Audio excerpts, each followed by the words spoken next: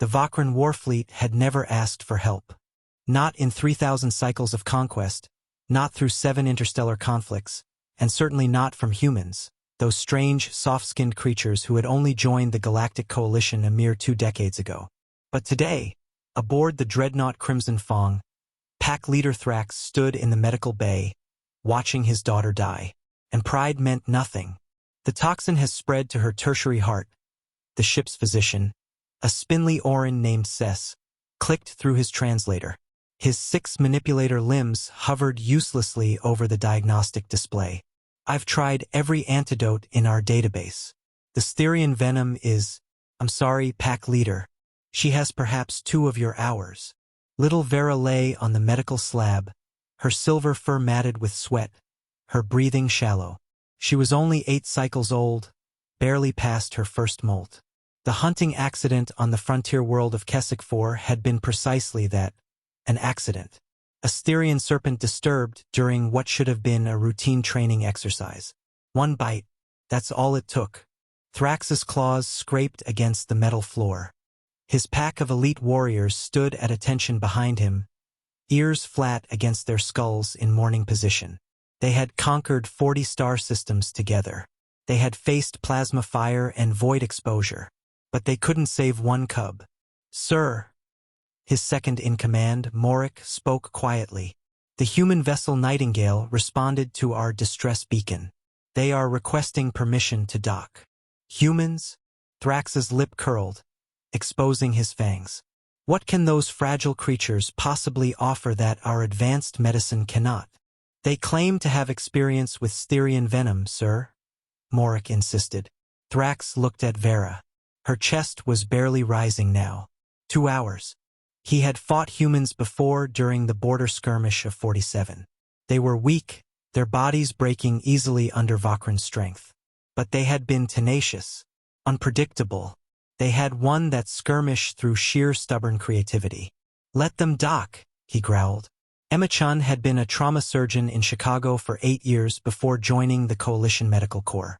She had seen everything: gunshot wounds, industrial accidents, exotic pet incidents that defied logic. When Harry Rodriguez, her partner and the ship's xenobiologist, flagged the Vakran distress call, she had known immediately what they were dealing with. Stherian venom, she said, already pulling supplies from storage. We encountered it during the Keswick survey last year. Remember? Harry nodded, his fingers flying across his datapad. The colonist who got bit. We saved him with antihistamines and activated charcoal. Primitive by galactic standards, Emma finished, but effective. Now, as they walked through the corridors of the Crimson Fong, surrounded by towering Vakran warriors who looked like they would enjoy tearing humans limb from limb, Emma clutched her emergency medical kit tighter. The Vakran were 7 feet tall, covered in silver-gray fur with digitigrade legs and retractable claws. Their reputation preceded them. The galaxy's finest warriors, proud and territorial. The pack leader who met them in the medical bay was the largest Vakran she had ever seen. His amber eyes burned with barely contained fury. Or was that fear? Behind him on the medical slab lay a small figure. Emma's doctor instincts kicked in immediately.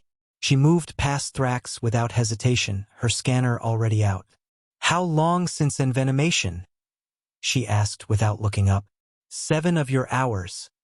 The alien physician, Cess, replied stiffly. I have administered every. Her secondary and tertiary hearts are failing. Emma interrupted, reading her scanner. Cytotoxic venom causing cascading organ failure. Hemolysis, neural disruption, vascular collapse. She looked at Harry. It's worse than the colonist. Can you help her? Thrax's voice was barely a whisper. Emma met his eyes. In that moment, she didn't see a fierce warrior or a different species. She saw a father watching his daughter die. She had seen that look 1,000 times in Chicago ERs. I can try, she said, but you need to trust me. My methods are going to seem primitive. I don't care if you dance naked under twin moons, Thrax snarled. Save her. Emma allowed herself a brief smile. Harry prepped the collision cocktail. I need activated charcoal, diphenhydramine, epinephrine, and the synthesized antivenom from the Keswick sample. Sessa's translator squawked. Charcoal? That's a filtration medium. And diphenhydramine is an ancient human allergen suppressant. These cannot possibly. The venom works by triggering a hypersensitive immune cascade, Emma explained, already drawing up doses. Your advanced antivenoms are too specific, targeting venom proteins that have already done their damage. We need to slow down her entire immune response while we filter out the toxins. She glanced at Vera's diagnostic display. Her biology is similar enough to mammalian physiology. The principle should hold. She didn't mention that she was partially guessing. That human medicine was built on trial and error across millennia, not elegant alien biological algorithms. That sometimes the old ways worked precisely because they were blunt instruments. Emma administered the activated charcoal through a gastric tube, a procedure that made Sess recoil in horror. Then came the antihistamine cocktail, adjusted for Vakran metabolism based on Harry's rapid calculations. Finally, the synthesized antivenom carefully titrated. Now we wait, Emma said. Wait. Thrax looked like he might snap her spine. Her body needs time to respond. The charcoal will bind toxins in her gut. The antihistamines will reduce the inflammatory cascade. The antivenom will neutralize remaining venom proteins. But her hearts need to recover on their own. The medical bay fell silent except for the beeping of monitors. Emma watched the displays, her own heart racing. 20 minutes. 30. Her tertiary heart rhythm is stabilizing, Sess announced, his voice filled with disbelief. Secondary heart responding, Harry added, watching his scanner. 40 minutes. Vera's eyes fluttered open.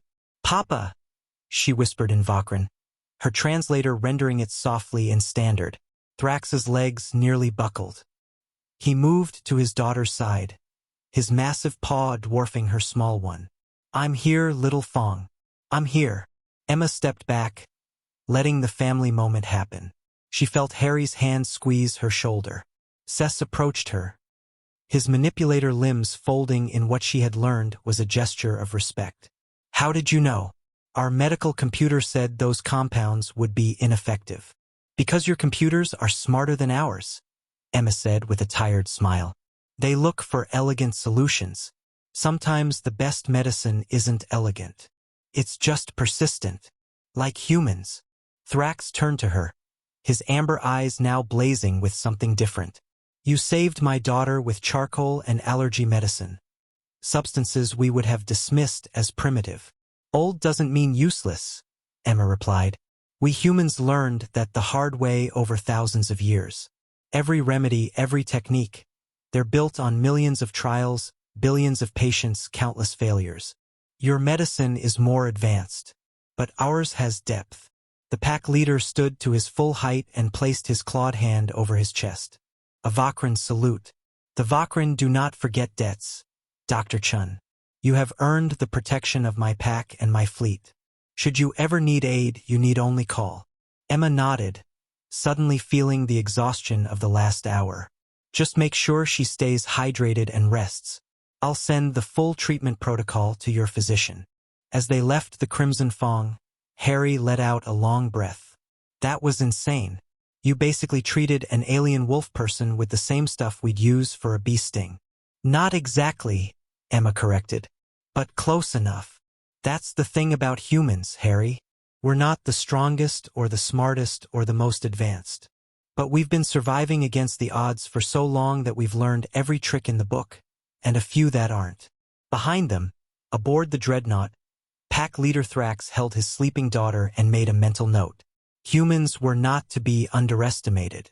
Their bodies might be fragile, their technology less sophisticated, but they possessed something the galaxy had forgotten.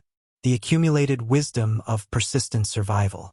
In the medical database of the Crimson Fong, Sess began downloading every human medical text he could access. Ancient medicine, it seemed, still had lessons to teach. And across the coalition, word began to spread.